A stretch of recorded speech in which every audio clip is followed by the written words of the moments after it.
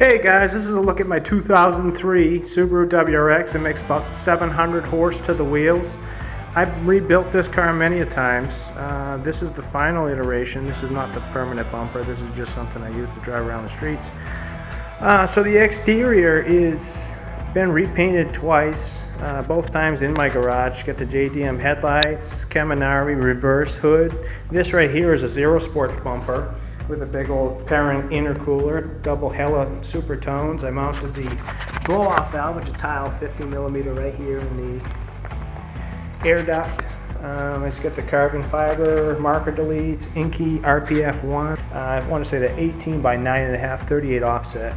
Charge speed mirrors, charge speed roof vortex generator. It's got a BIS racing rear carbon fiber trunk.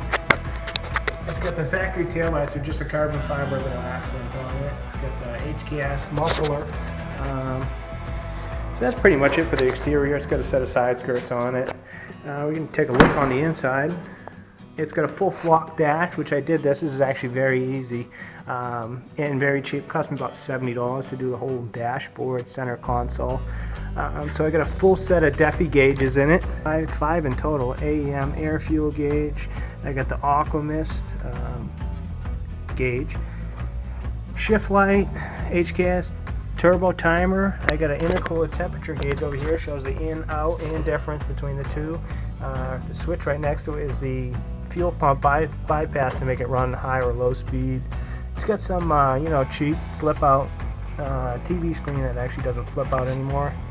STI shifter trim, parent shift knob, Zero Sport boot.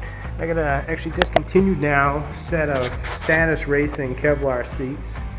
I got the Takata harnesses. And in the back of it, we've actually got a full sheet metal interior. The whole interior has been stripped out. Shaved A-B pillar, sheet metal parcel lid, rear seat, sheet metal floors. I made a custom roll cage for it. It's got the dimple die B-pillar gussets, dimple die A-pillar gussets. I thought they came out pretty cool. It gives it kind of that drift look.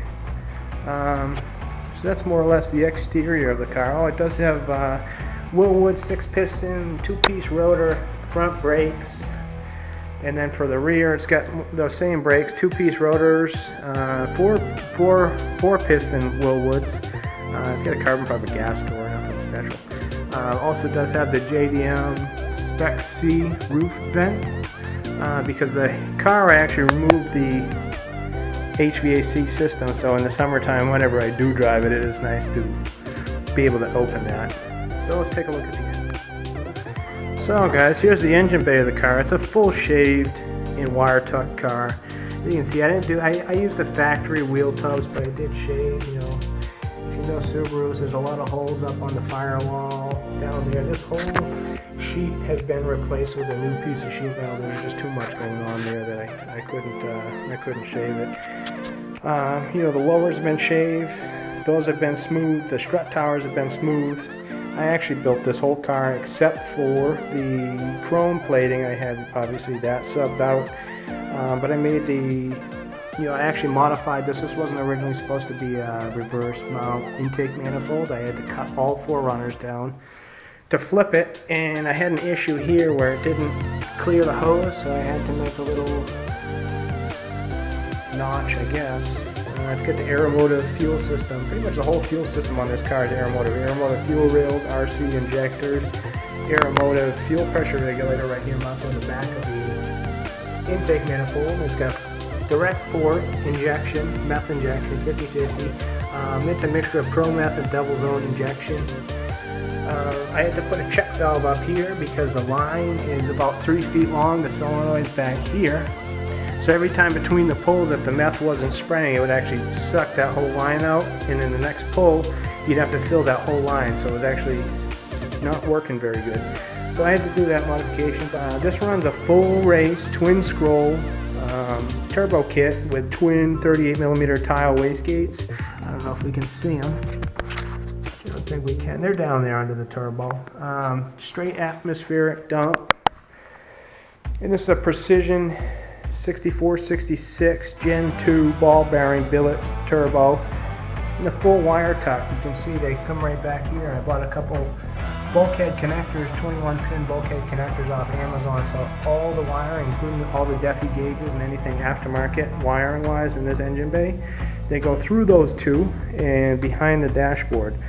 Also has a brake line tuck. You can see they just go up there into the rain tray, and way down there and way down here they come back out, and then two of them return into the car for the rear brakes. So that's pretty much the engine bay of it. On the trunk of this car, so right here I have the battery box.